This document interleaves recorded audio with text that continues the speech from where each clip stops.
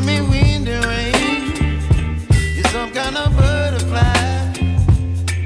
Baby, you give me midnight.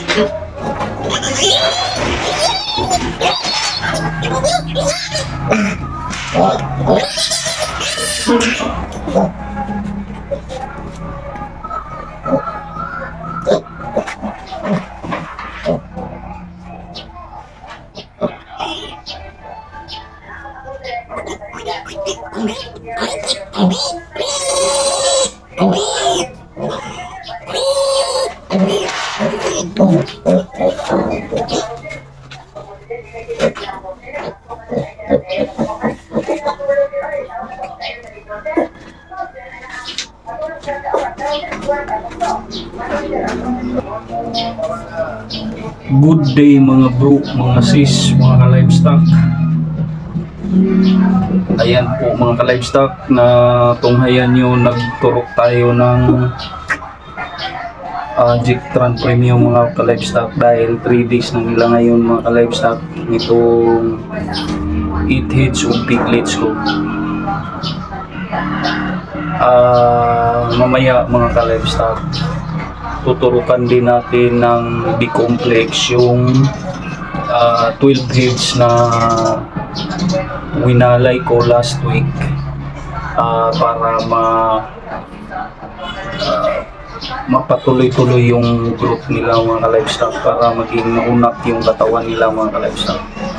Before we proceed doon sa growing pain mga ka-livestock, shoutout muna mga ka-livestock sa number 1 fan ko mga ka-livestock, si Ding Ding.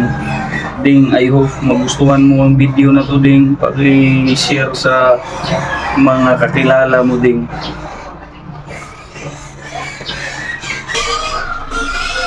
Mga ka-livestock, proceed tayo doon sa growing pin. Ayun, magtuturok na sila. Ayan. Mga ka-livestock.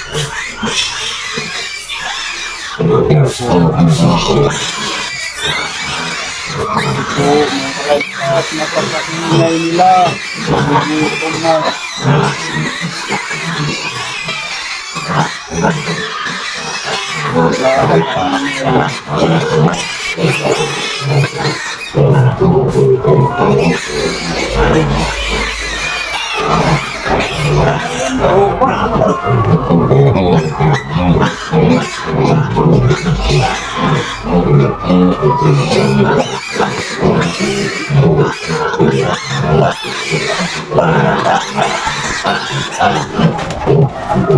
Ilang mil mga ka-livestock?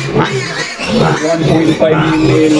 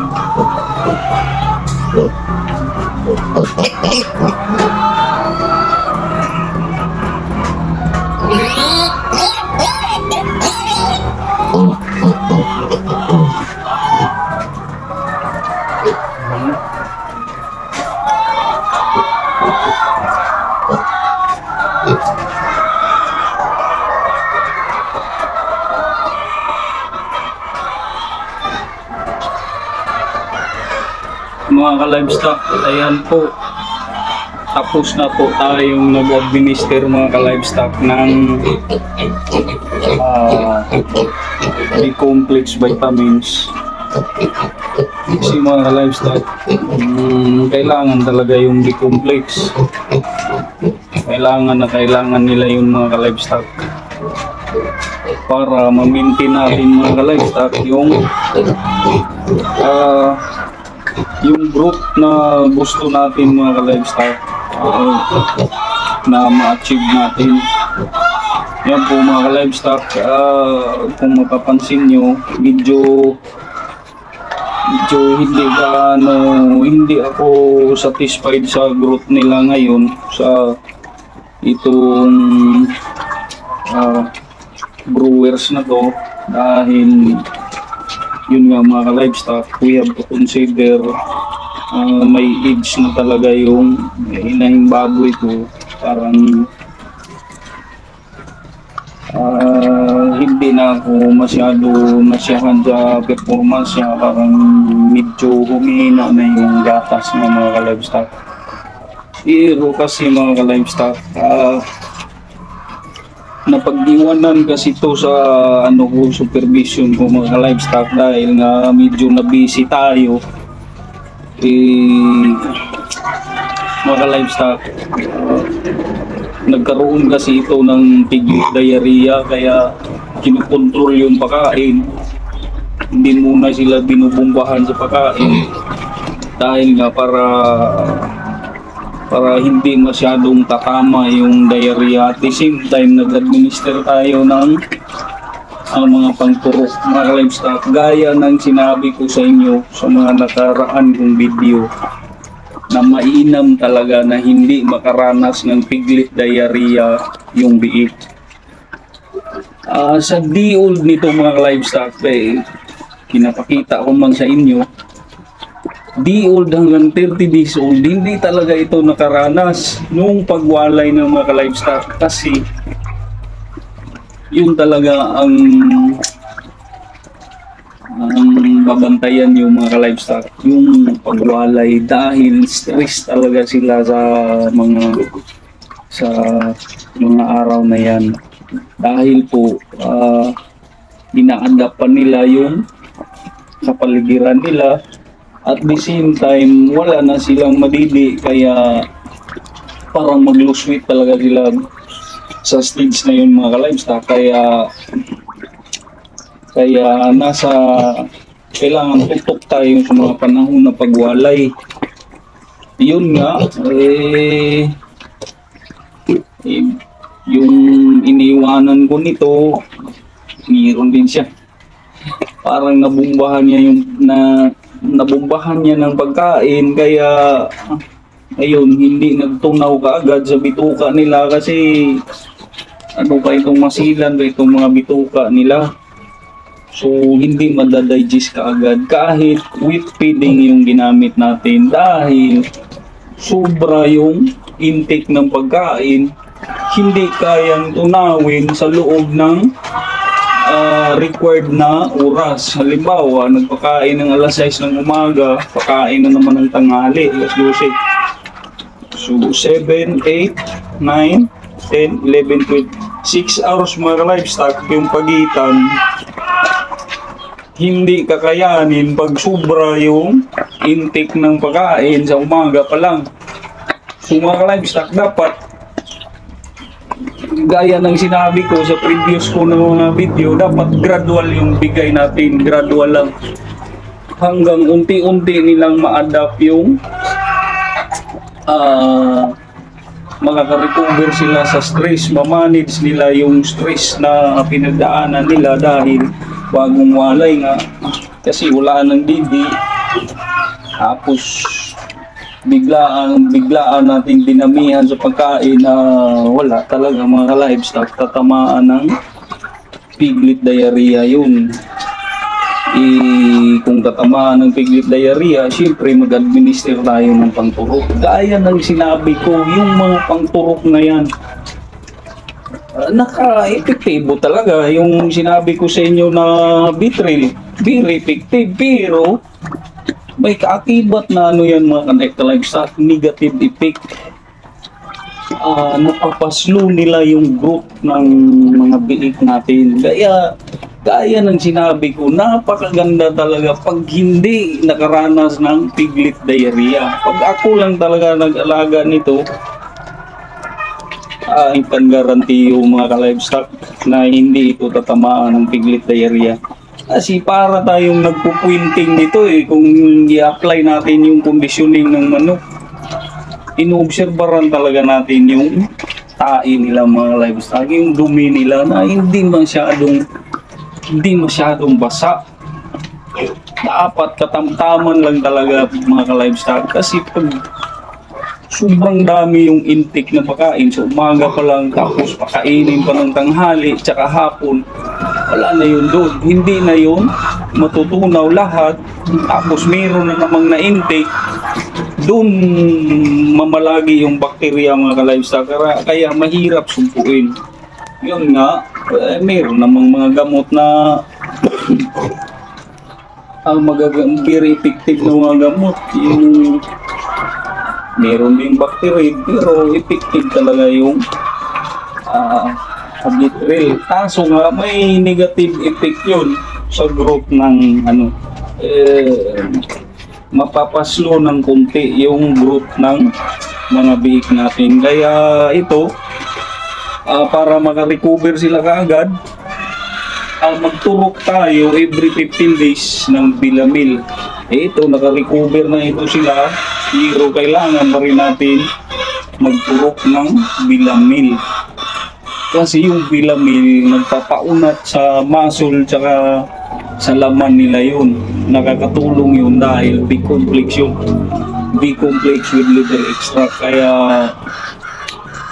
ingat tayo din sa feeds mga ka-livestock. Naobserbahan ko sa Ultra Pack na feeds, yung starter nila parang bloated sila lagi pag sobrang dami. Kasi parang kumbaga yung ingredients ng starter ng Ultra Pack parang mahirap tunawin kaagad sa bituka nila. Yung digestion slow yung digestion mga ka-livestock. Yung kumbaga ita-transform sana yung feeds into nutrients, parang mahina yung galaw sa sistema nila mga ka-livestock. Siguro dahil premium talaga yung mga feeds na yan, kaya kumbaga yung mga ingredients parang solid. I cannot explain better, but yun ang observation ko mga ka-livestock sa grower starter. Prone sila sa what we call this one, prone sila sa piglet diarrhea, kaya mag-iingat tayo. Gradual lang talaga, gradual yung bigay natin. Yun mga ka-livestock, kailangan gradual talaga yung bigay natin sa starter feeds, kaya ingat tayo as a piece of advice sa mga kapwa natin magbababoy na gumagamit ng Ultra Pack starter feeds. Pero in fairness mga ka-livestock, maganda yung result ng starter feeds ng Ultra Pack. Kaya lang, yun nga yung nabanggit ko na parang hirap i-digest nila, parang bloated sila pag nasubrahan mga ka-livestock sa pagkain. Kaya careful tayo para tayong nagkukondisyon ng manok, para tayong nagpupuwint. Careful tayo sa bigay natin na hindi talaga sobra, yung saktong-sakto lang mga ka-livestock. Yun po, ito yung na-pictured ko sa inyo. I think this is 12 days from mula pagwalay. Medyo hindi ko nagustuhan yung growth nila, parang but I'm sure makaka-recover pa rin ito mga ka-livestock, makaka-recover pa rin ito dahil yun nga, nagturok tayo lagi ng regular natin yung pagbibigay ng B-complex na Bilamil every 15 days.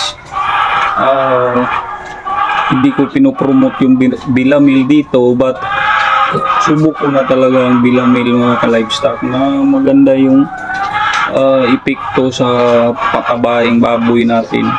Kumbaga nakakatulong sa growth ng mga alaga nating baboy para kikita naman tayo ng maganda-ganda mga ka-livestock. Sana may nakakuha kayo ng kunting kaalaman sa binabahagi ko sa inyo. Salamat nga pala sa lahat ng mga nag-subscribe at sa mga napadaan sa channel ko. Please don't forget to subscribe at saka please hit the bell button mga ka-livestock para naman notified kayo lagi sa mga video na ipapalabas ko. Once again mga ka-livestock, nagpapasalamat nga pala ako sa mga overwhelming na nagsusubscribe sa atin.